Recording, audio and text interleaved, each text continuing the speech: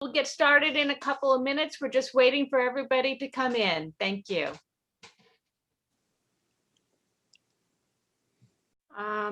Social change and self-empowerment, and is a frequent speaker on college and university campuses, sharing her personal story of trauma and resilience and promoting an environment of compassion, empathy, and support for survivors. Welcome, Janet. Thank you. Thank you for such a lovely introduction. I feel privileged to be here today, Alice. And as I used to say in the olden days, I feel like in early television, thanks for all of you for tuning in. It's an honor and a pleasure to be part of this distinguished speaking series. I cannot think of a more timely issue to focus on than the need for more civility in our lives. I think I am the first speaker to appear in this series since the tumultuous events of the past few weeks. So there was really no need to go into the detail about why there's no such urgent issue. My focus, though, is not going to be on the political arena, but another arena of human relationships where there is also an urgent need for more civility, more respect, more tolerance, and a whole lot less violence.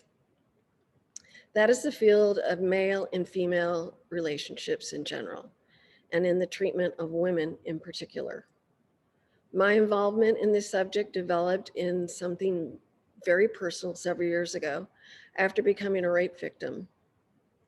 It happened one sunny afternoon when I was jogging in a park in my home state of Texas, and the details are still as vivid as they were that day. That is the life-altering impact that a horrific crime can have on you. And equally as vivid is the behavior of the police, the medical personnel when I reported the attack, their skepticism, their detachment, their apparent disbelief or belief, and if they did believe me, was it really all that serious? Out of that experience came the mission to reduce sexual violence and to aid and support the victims of such violence. That is the most basic terms for the mission of the Jensen Project. One of our most important efforts is supporting organizations that help survivors. There, I am pleased to report many such organizations, but they all face similar obstacles, particularly raising funds to carry out their operations. That has led us to create what we at the Jensen Project call the Grant Tank, which gives out $2 million annually in awards. But this year we had 55, which is our first year, applicants asking for more than $20 million. And believe it or not, we're not planning on this to be a regular thing, but we will be giving out more than $2 million. It goes without saying that these organizations need to operate, but that's just a starting point. They need a network of like-minded organizations to link arms with them so that we at the Jensen Project work with them to share best practices and to increase their impact through innovation and collaboration. Our work is nationwide, so I'm pleased to report that one of the projects brought me into the Ferguson Library neighborhood, namely the University of New Haven. As many of you no doubt know, that is the other great institution, learning institution in the city of New Haven. 4 years ago, I sponsored a stand-up speak up video contest for students at the university. The contest designed to raise awareness about sexual misconduct on the college campuses and empower students to take an active role in the change of the culture. I'm pleased to say that so many of these students, both male and female, got actively involved because I'm totally convinced that changing campus culture is the key to reducing sexual misconduct. Afterward, the university awarded me an honorary doctorate in humane letters. That is a moment I will never forget. There is another Connecticut connection I want to talk about because it is especially important at this moment in time. The starting point is the work that I and many others are doing to convince Congress to strengthen the laws that combat human trafficking. This is imperative because human trafficking is one of the chief sources of sexual violence against women and children across not just the United States, around the world. According to the International Labor Organization, 25 million people are currently being trafficked, and profits, maybe as much as $150 billion annually. It is, to me, absolutely staggering. Women and girls represent over half the victims. 71% is the current estimate. Among the females who have been identified as victims, 79% were trafficked specifically for the purpose of sexual exploitation. The rest are used for really cheap labor. In a recent raid near Tampa Bay, where the Super Bowl will be played on Sunday, police arrested more than 160 people that are engaged, or were engaged, hopefully, in prostitution rings and rescued scores of their victims. One of them was 13 years old when she fell into the hands, and that was 2 years ago, and they have been trafficking her ever since. Now, everybody in public life hates human traffickers. That is why Congress has passed the Trafficking Victims Protection Act of 2000 and has updated it 7 times in the last 17 years. But the law must be updated yet again to keep pace with the fast changing technology, because technology is the trafficker's chief tool for roping in the young people. The online exploitation of kids has been especially acute during the pandemic because the restrictions have left so many. They're isolated, they're frustrated, they're vulnerable, and they go to the internet and look at the advertising and the social media come-ons. Besides these technology challenges, there are other steps Congress really needs to take consideration. Enough though of, it's controversial though, I'll just put it that way. For example, the Communications Decency Act needs to be rewritten so that digital platforms no longer have the immunity of everything they publish. Silicon Valley is strongly opposed to ending this protection. But right now we have a situation that encourages big tech to ignore predatory material on its sites. That is very dangerous. So some solution has to be found. Congress should also consider taking action on something called the Earn It Act, which would allow both survivors and the state attorneys general to sue technology companies for facilitating access to children's sexual abuse material. Now here's where the Connecticut connection comes in. Your senior senator, Richard Blumenthal, is a pivotal figure in the battle to crack down on the human trafficking. He is the leader of the Senate, and it is on leader of the Senate that it will be tightening up the trafficking laws, the legislation to crack down on internet abuses and to make social media platforms more responsible for their content on their sites. Content that lures unsuspecting young people into the hands of human traffickers. Since his party is now in control of the Senate, he can really do something important to help the millions of young men and women who, in effect, are sold into slavery. This is an issue that has bipartisan support. Senator Blumenthal has a strong partner on the Republican side of the aisle in Senator Lindsey Graham of South Carolina. And so I, along with many advocates, am optimistic about getting action very soon. And I cannot even estimate how many lives will be saved when that gets done. I'm going to stop now because I think President Knapp has some questions for me, and I look forward to hearing them.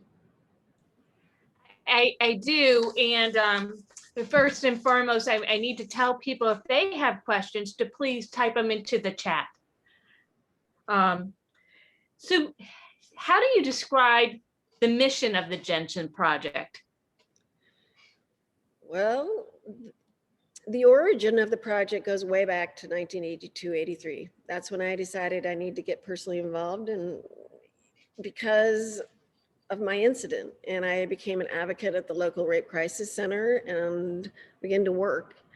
And 10 years in, I worked with 50 rape victims, and it made me realize the enormous scope of the challenge that needed to be met. I spoke for several national organizations and finally it worked into the Jensen Project coming about 2017, and it was for the slowing down of violence against women. Thank you. It's in that, I mean, because you started off at Raytheon, right? I started off at Raytheon selling refrigerators. I shouldn't say that. I was the one that took the orders that were sold and made sure that I walked down to the dock and made sure that they got out. So that was really my success. And it's in the finding a relationship was the dock guys would pay attention to me because I went down and talked to them like people. Wow. And you're an entrepreneur as well, right? Sometimes crazy, yes. And I would say, and you also founded the Human Investments. Human Investments has been around, oh boy, that also in the early 80s. And it's my private foundation. It still is pretty much centered around investing in human relationship and the quality of women in general, but it doesn't stop there. I do believe that men, they have a place in this work, and I'm hoping that I find more organizations that could be part of something that I would support. I'm going to go back to the Jensen Project for just a second. It's a very lofty goal, and it sounds like a lot of hard work. How do you achieve that goal? Well, violence against women of any kind has no place in the world. And so my definition of success is a society which such violence is universally understood as completely unacceptable. So I realize that's really far-fetched and unrealistic maybe, but I think it's an achievable goal. That's where I have that little bit of craziness in me. If we set our sights any lower than that, are we really going to do well? I mean, the ability, it's just not acceptable. We have to set it that it's unacceptable all the way around. And second, we know that from long experience that whenever we set the bar for human contact, guess what? There will always be a part of the society that will set it just say 10% lower. And so if we agree, and we surely must, that any kind of violence against women is wrong, then zero tolerance must be the standard we work with. Great. We have a question. Whoops. We have a question from the chat, and it says, Janet, thank you for your great work with the Jensen Project. You're changing lives. What's the most important thing the average person can do to combat sexual violence? My belief is not, if they understand it that and are aware of it and comfortable, I really believe that it ought to be talked about in commonplace. Maybe not with children around, but it ought to be a discussion over a glass of wine, and maybe you might impart some type of thought process in the person across the table. I have found in this work that there are so many preconceptions about what violence against women is, and then you add on human trafficking, that a little more education in it is really a must. One must, that's what I think. I could go on it, but I truly believe we need to educate ourselves, and I think we need to educate others. In one, I would just put a plug in for a book here. Cheryl Woodun's and Nicholas Kristoff's Under Half the Sky does a really fantastic job of describing both the human trafficking and the sexual exploitation and assault. How has the work of the Jensen Project evolved since its founding? Wow. Well, I will tell you that I started out with 3 interns, and then my right-hand person and myself, and we literally just wanted to figure out what the landscape was in DFW. We found out that you have to get in to get in. People are really protected. And from there, exponentially, everything went. You have to realize that sexual assault, domestic violence, human trafficking, they're all meld together. And if you think one is not intermingled in the other, somewhere along the line, it's so intermingled. It shocked me. I knew if I said, look up all the sex or the sexual assault or rape crisis centers and human trafficking, I thought that we would get some work in the domestic violence area, but it's all encompassing. So we've had to be a little more focused, and that's why we did work and figured out that Grant Tank would be the best way to find the people that had unique, really interesting ideas. And hopefully we saw a way to work with them not only with money, but figure out third parties that could enlighten them, brighten them as a team, and their management also.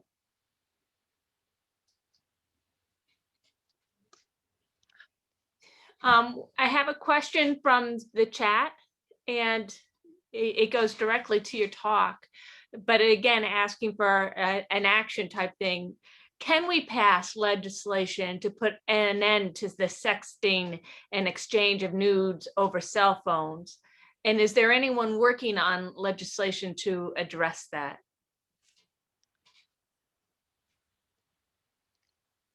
Not directly, but indirectly, yes, I would say that. You know, for me, I believe the only way that is going to occur is if we start with the very young and we decide that we are going to take the time and really look at what we are teaching them as a whole.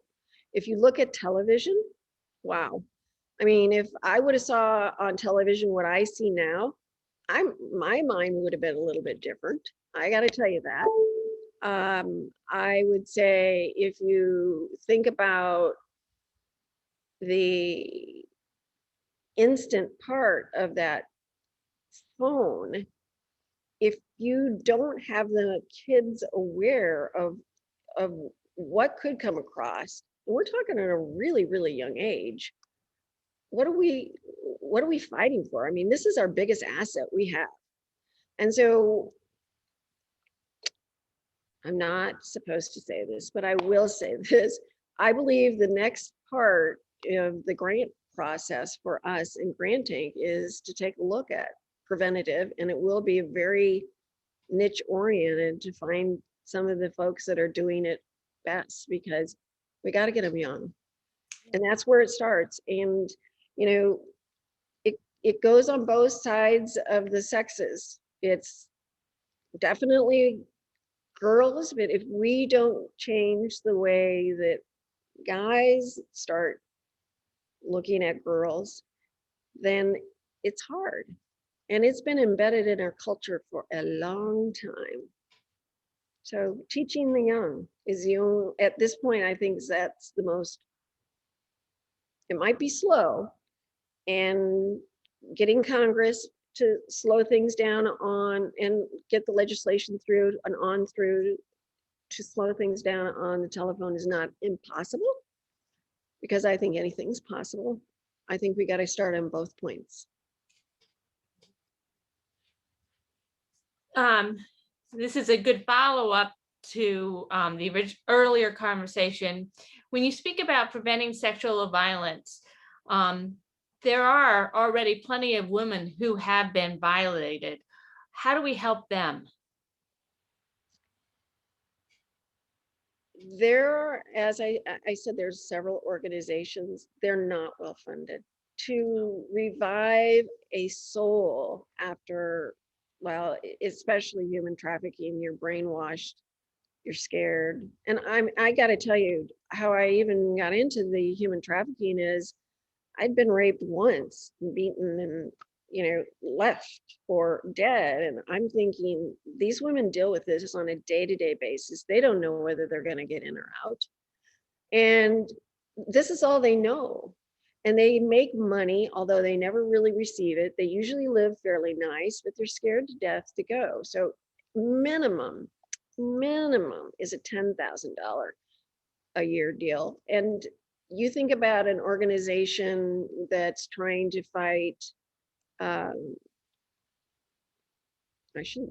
trying to fight the demons that come in these folks' brain. It's really usually $30,000 or $40,000. So why not? It takes 3 or 4 years. So that's $30,000 or $40,000. Once again, at a minimum, I think you have to find the place to give and give. I truly believe that. Money is, as my younger brother calls it, trapped energy. So we believe that, I was brought up that, you know what, you get your education and you give back. And I truly believe that, I think if we give and give intelligently, we can help. And I will say there's organizations, vetting the organizations that we did, we learned a lot. And I hope we learn more. And we walk alongside them for more than a year to see how they do. So you find the best and you feed the best. And you hope that they help grow some of the other ones, because that's the other component that we do require of them when they come in, is that they're willing to help those that are coming behind them. And then I also instituted another project that we're going to start working on, and that comes after the grant tank. And it's going to be a program where we lift the ones up, a couple of the ones that we just couldn't get through in grant tank. And plus, like I said, we gave over them what we're supposed to have done. So there's, I don't know if that answered it very well, but that's my honesty. Yeah, thank you. Thank you. You can describe part of your mission as fighting it against sexual violence, but you are also a national leader in the fight against human trafficking. just how big a problem is human trafficking? Wow. I believe if really the United States, the average individual in the United States understood it, that it would be maybe not eradicated, but pretty darn close. I will, now that we're in COVID,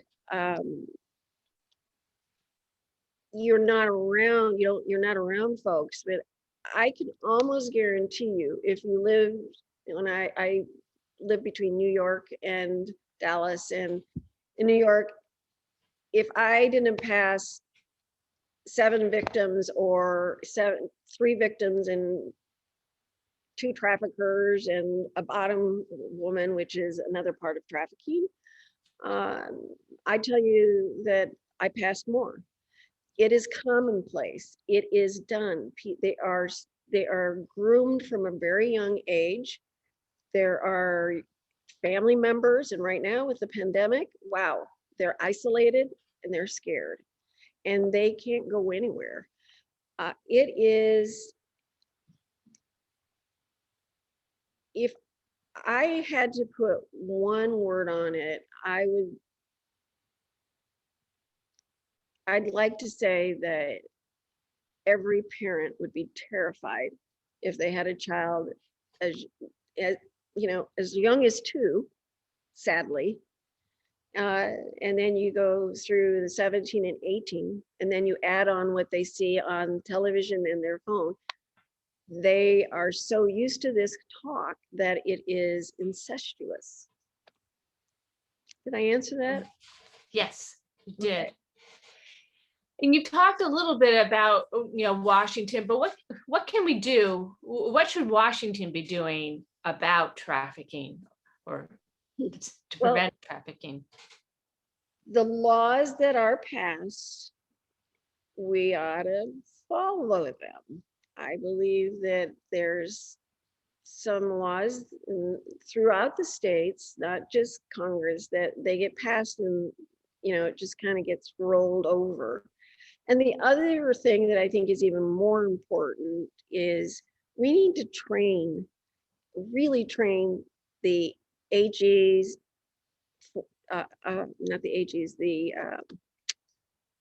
the lawyers and the police in what you call trust-based relationships, so that when you meet the individual, especially in trafficking, you have to speak their language. And if you say, interestingly enough, if you would say, okay, so he touched you here, they would be, instead of being more graphic, they're going to just shut down, because it's a total different language that they speak, and you have to kind of peel them off like a banana peel so that they can open up. I remember we had one individual, and she said when she actually got out and was able to speak in public with a brace around her ankle, she said, I didn't think I was living in the same place. I didn't know what world I was living in. And she had been trafficked since from 15 until 20. That's where it's at. So they need to be trained. They need to know how to really work with these folks. And that's a process. And I would say that would probably be another grant tank. And if I had the money, I'd probably really pursue that one too, and saying that you had to go through training and really learn it and understand it. And I'm just going to go back to when you were talking a little bit earlier about teaching young, the preventative, do the work when they're early. We have a question from the chat, and the person says, I run a nonprofit that provides preventative education of human trafficking for youth in my state, Texas. Many anti-human trafficking funds are diverted to the border. Getting funds for prevention education is difficult, to say the least. It's usually only a part of a bigger grant. We all know education is the best preventative. Who is the biggest proponent of that education? Because we need allies. Who is the biggest, I'm sorry? Proponent of this type of education. Well, we need to get the governor's office. I know that the grants that are given out are, I mean, I don't know how to say this other than it's so tight and they're so tied down that they can't have any innovation. I still think we need to go to the governors. I really do believe that. I'm sure that that's not what they want to hear. I also believe that a lot of it is towards the border. Um, I don't know, maybe we ought to get together and talk about what that would look like in our state, because the border, it's really, more down south, the worse the violence gets, and that's the truth. But that doesn't mean that we have to suffer up here. So, I mean, I'm open up for discussion on that one. I don't know what to say. I wish I did. Yeah. And then you spoke earlier about how we should reach out to Senator Blumenthal, and we should reach out to our governors. Is there something, should we put the emphasis on the legislation that's wants to be updated in Washington? Should we put the emphasis on preventative education to prevent future problems? Both? Big tech needs to be stopped, period. That would help tremendously if that is done. And then the next one I would say is education, definitely. And you know, my heart is actually in growing the folks that have been through this, to make sure that they have economic employment and they have a real life after that. That's where my heart sings, because I know what it's like to feel like nothing. But those two are the most important ones.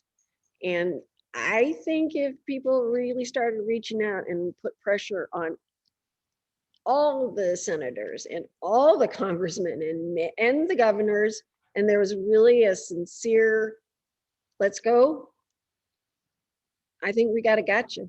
They got to do it. Like I said, I will repeat it.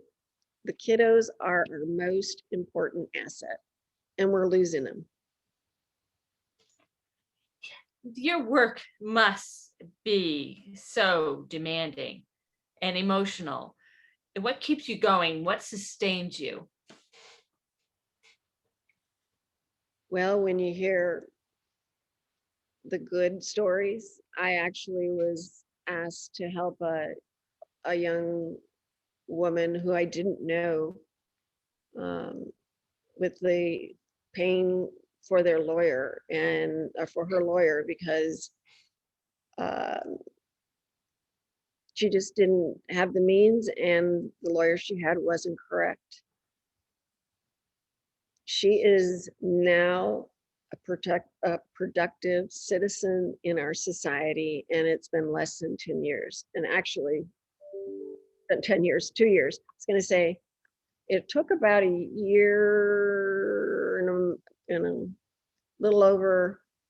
I probably think it less because I wasn't living it, but I would say it was less than a year and a half. And to me, those kinds of stories really make you think like you did the right thing. And that was very personal to me.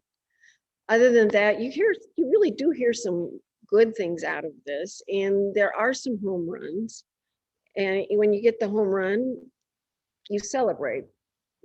That's all you can do. For us, with granting, we celebrated that we had to discuss among ourselves who needed to be in and who needed to be out.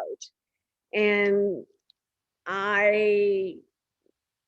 when we figured it out, we all slept on it for a couple of nights, and we all came back with smiling faces like we did that, and we know when they get that money that that'll push the whole effort forward. You know, you've done such wonderful work at the University of New Haven and amongst the campus there. Is that work scalable? How do we bring that across to other campuses? There's quite a bit in other campuses. There truly is. Our president right now, President Biden, has done a lot of work in that area. It's not that it doesn't need more. There definitely needs to be more. It is out there. I am embarrassed to say I'm blanking on the name of another group that does it well. But it's also part of Biden's groups that he brings along the side of him. So I think it is scalable. I mean, we still work with inside the many of the campuses here in Texas, and we've taken on a few. Many of them, if they were open to it, it's hard to get yourself on a campus and to get comfortable there with everyone. So if we're asked, we will help. And I think that